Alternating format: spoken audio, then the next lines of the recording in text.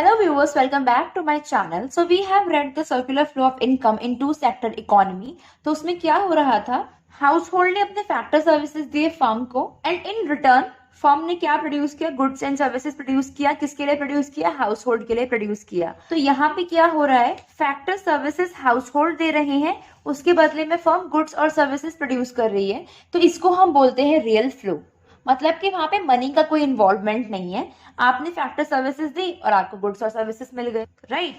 दूसरी चीज देखो क्या हो रहा है, हमने फैक्टर पेमेंट करी हाउस होल्ड को, हाउस होल्ड कंजम्पशन एक्सपेंडिचर कर रहे हैं. कंजम्पशन एक्सपेंडिचर का मतलब क्या है, they are spending their money on goods and services which is produced by the firm. इसको हम बोलते हैं money flow because there is involvement of money.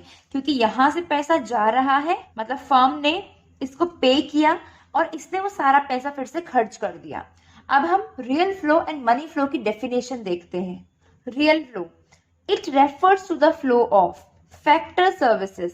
Factor services कौन देते हैं?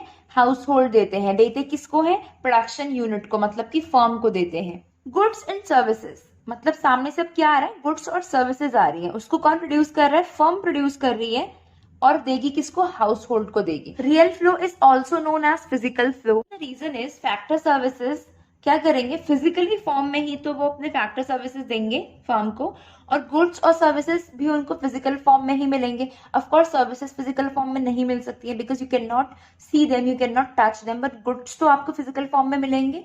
एंड जो लेबर जा रहा है, जो लैंड जा रहा है, ये सब क्या है, they are also in the physical form. So that's why we say real flow is also known as physical flow. Is that there is only exchange of goods and services between the two sectors. तो household and firms, उन दोनों में क्या है, सिर्फ goods और services ही exchange हो रही है, कोई मनी का इन्वॉल्वमेंट नहीं है. तो मतलब कि ये कैसा है, it's like a barter system. आपने अपने फैक्टर सर्विसेज दी, आपको गुड्स और सर्विसेज मिल गए. The third thing is that real flow determine the magnitude of growth process in the economy. ठीक है, देखो जब फर्म को फैक्टर सर्विसेज ज्यादा मिलेंगे, मतलब लैंड तो आपका फिक्स फैक्टर है, ऑफ कोर्स लैंड को हम नहीं बढ़ा सकते हैं, लेकिन अगर किसी और के पास लैंड है हम उसे खरीद सकते हैं और वहां पे प्रोडक्शन कर सकते हैं. लेबर, अगर लेबर ज्यादा मिलते हैं फर्म को, फर्म ने सोचा कि उसको एक्सपेंड करना है, उसको एक अपनी नई प्रोडक्शन यूनिट बनानी है, तो उसके लिए उसको क्या क्या चाहिए, उसको लैंड चाहिए, उसको लेबर चाहिए, उसको कैपिटल भी चाहिए. इससे क्या होगा, वॉल्यूम ऑफ प्रोडक्शन, जो प्रोडक्शन का वॉल्यूम है वो बढ़ जाएगा, जिससे कि हमारी इकोनॉमिक ग्रोथ हो जाएगी, right. So this is how the real flow works. Money flow, firm ने फैक्टर सर्विसेज हायर की थी हाउस होल्ड से, इसीलिए फर्म उनको पे कर रहा है. अगेन अगर वो उनको पे कर रहा है और उसने लैंड लिया है तो रेंट देना पड़ेगा, लेबर हायर किए थे वेजेस देने पड़ेंगे, कैपिटल के लिए इंटरेस्ट देना पड़ेगा, एंड एंटरप्रेन्योर को प्रॉफिट देना पड़ेगा, राइट. जो फर्म ने गुड्स और सर्विसेज प्रोड्यूस करी हैं वो क्या करेगा, उसको उसमें ये सारा का सारा पैसा लगा देगा, मतलब कि उसमें ये खर्च कर देगा. ठीक है, तो पहले फैक्टर पेमेंट जा रही है from firms to household, see this arrows.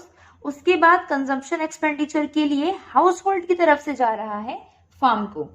The other name is nominal flow because it is a money flow. So यहाँ पे क्या हो रहा है, दो सेक्टर्स के बीच में मनी का ट्रांसफर हो रहा है, मतलब कि मनी एक्सचेंज कर रहे हैं वो दोनों, because money is a medium of exchange. तो यहाँ पे बहुत ज्यादा आपको ऐसा कोई डिफिकल्टीज नहीं होगी.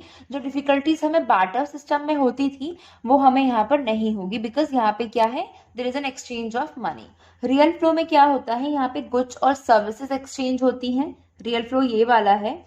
एंड मनी फ्लो में क्या होता है, यहाँ पे मनी का इन्वॉल्वमेंट होता है, मतलब मनी हम एक्सचेंज करते हैं. दोनों को क्लब अप कर देंगे तो ये क्या हो जाएगा, सर्कुलर फ्लो ऑफ इनकम हो जाएगा.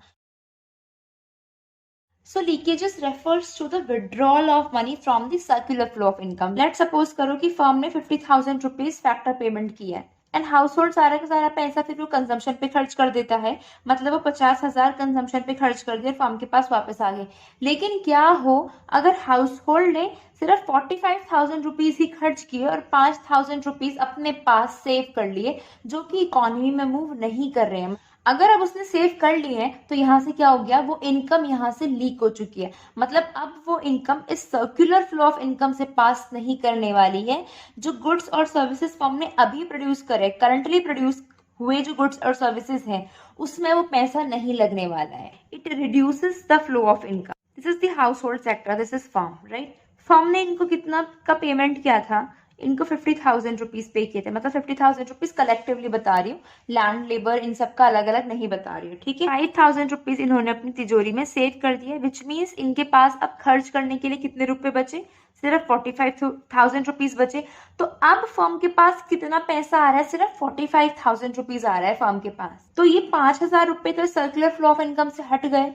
तो लीकेजेस क्या करते हैं, they reduces the flow of income. Now let's see the injections. Injections means आपने कुछ चीज इंजेक्ट कर दी, राइट।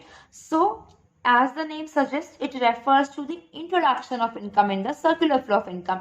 मतलब कि हम अपने circular flow of income में, जो हमारा सर्कुलर फ्लो चल रहा है उसमें हम और इनकम ला रहे हैं।